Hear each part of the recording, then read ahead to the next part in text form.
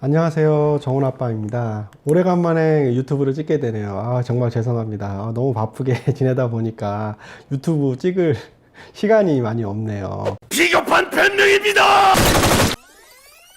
저번 영상 후속편으로 정말 많이들 기다리고 계신데, 각 건축 예산별로 건축하는데 어떤 비용이 대략적으로 얼마 정도 들어가는지에 대해서 알려드리도록 하겠습니다. 빠르게 막 말할 수 있으니까 잘 받아 적으셔야 될 것 같아요. 영상이 너무 길어서 삽으로 쪼개서 영상 편집하기로 했습니다.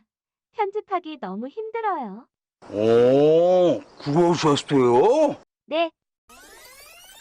네, 건축 비용은 크게 설계 관련 비용과 시공 관련 비용, 그리고 세금 관련 비용, 그리고 대출 관련 비용, 이렇게 크게 네 가지로 나눠지는데요. 저번 영상 때 알려드렸던 것처럼 대략적으로 얼마 정도가 들어가는지에 대해서 계산하는 방법을 알려드리도록 하겠습니다. 첫 번째, 설계 관련 비용에서 계획 설계비는 보통 50만원에서 100만원 정도 하는데요. 한 세 곳의 건축사 사무소에 계획 설계 의뢰를 하게 되면 한 150만원 정도 예산을 잡으면 될 것 같습니다. 설계비는 예전에 허가 평수당 얼마 이랬는데, 요즘에는 공사 평수당 뭐 10에서 15만원 정도 합니다. 물론 한 2천만원, 3천만원, 뭐 5천만원, 건당 1억까지 받으시는 건축사님들도 계신데요. 제 유튜브를 보시는 우리 건축주님들은 가성비를 찾는 분들이기 때문에 아마 한 평당 한 10만원에서 한 15만원 정도 예상하시면 될 것 같습니다. 그래서 허가 면적이 한 150평 미만인 경우에는 공사 면적이 한 200평 가까이 나옵니다. 발코니 확장, 그리고 다락, 필로티 주차장, 그리고 기타 서비스 부분이 많이 들어가다 보니까 한 200평 가까이 나와요.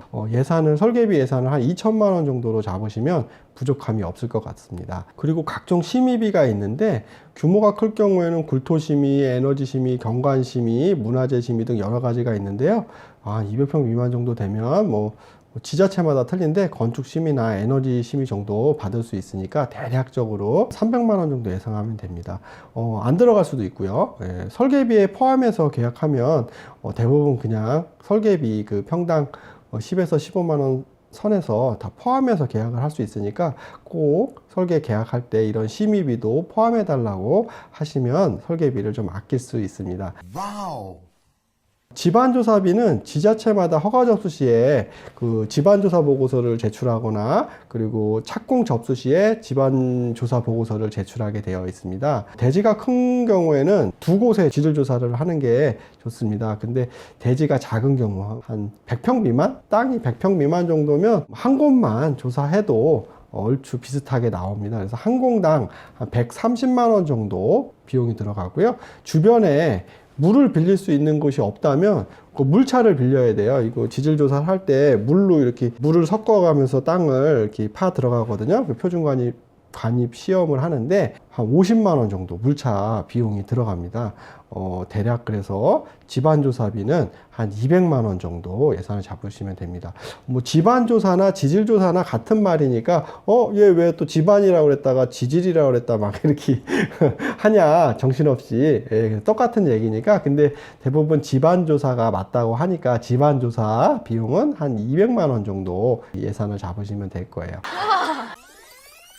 건물 분양이나 임대를 하고자 하는 건물은 홍보 때 사용할 투시도를 제작하면 좋습니다. 공사를 다 한 다음에 사진을 아무리 잘 찍는다 해도 이 화각이나 주변 전봇대 지저분한 것들이 이상하게 나와서 찍혀서 활용을 할 수가 없어요. 이렇게 좀 왜곡돼서 보인다고 할까요? 그래서 장기적으로 한 100만에서 150만 원 정도 투자해서 홍보용으로 계속 쓸 수 있도록 하는 것이 좋습니다. 투시도는 정말 주변 건물도 다 없애버리고 좋게, 예쁘게, 좋게 왜곡해서 이 투시도를 그려주거든요. 그래서 나중에 홍보할 때, 분양이나 임대할 때 공인중개사 사무소에 이렇게 출력해서 보내주면 아주 투자 대비 효과가 좋습니다. 금방금방 임대나 분양이 됩니다. 그거 좋다.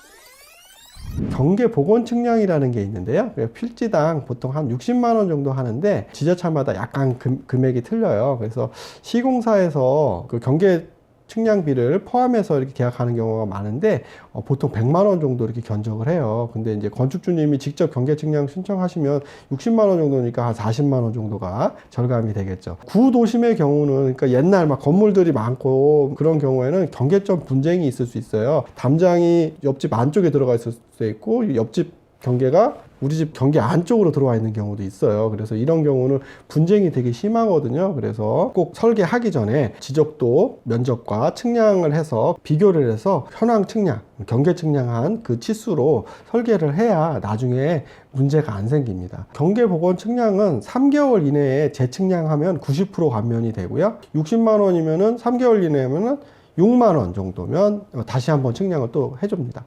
그리고 6개월이면 70% 감면이 되고요. 12개월 내에 측량할 때는 50% 감면이 되니까 이 부분을 잘 활용하면 될 것 같습니다. 측량은 설계할 때 한 번, 시공사 선정돼서 경계점 인계할 때 한 번, 총 2번 정도 하면 되고요. 그 이후에는 경계점이 훼손되면 시공사가 알아서 복원 측량을 신청하겠죠. 그리고 현황 측량이라는 게 있는데요. 공사 중 이제 최초 수직 측량을 하라고 법에서 이제 규정하는 경우가 있어요. 그러니까 지자체마다.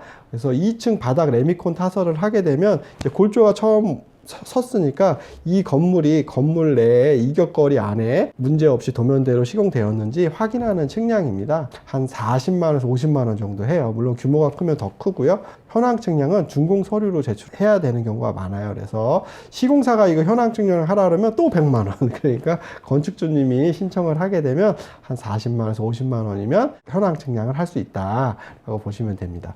감리비는 허가권자 지정감리 제도로 인해서 감리비가 많이 올랐어요. 그래서 공사 면적당 7만 원에서 8만 원 정도 해요. 상당히 많이 올랐어요. 그래서 감리비가 올라가니까 설계비도 같이 올라가게 됐습니다. 그래서 예전엔 설계비 허가 평수대로 하고 감리비도 허가 평수로 평당 얼마 이렇게 했었는데 요즘은 공사 면적으로 해서 아까 얘기한 것처럼 허가 면적에 발코니 확장, 그리고 다락 면적, 옥탑 면적, 필로티 주차장 면적 등을 포함해서 공사 면적으로 계산해서 감리비나 설계비를 책정해요. 그래서 상가주택의 경우는 보통 감리비가 1,000만 원에서 1,500만 원 정도 하니까 그 정도 예산을 잡으시면 될 겁니다. 그리고 기타 대상 감리가 상당히 많은데요. 토목감리비, 전기감리비, 소방감리비, 통신감리비, 구조감리비, 철거감리비, 설계의도구현비 이외에 또 몇 개가 더 있는데요. 제 블로그, 정훈아빠 블로그 아니면 건축친구들 검색하면 블로그가 있거든요. 거기에 오시면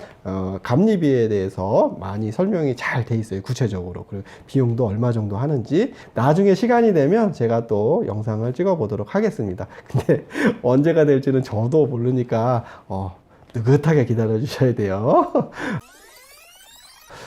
도움이 되셨다면 구독하고 좋아요 눌러주시면 감사하겠습니다.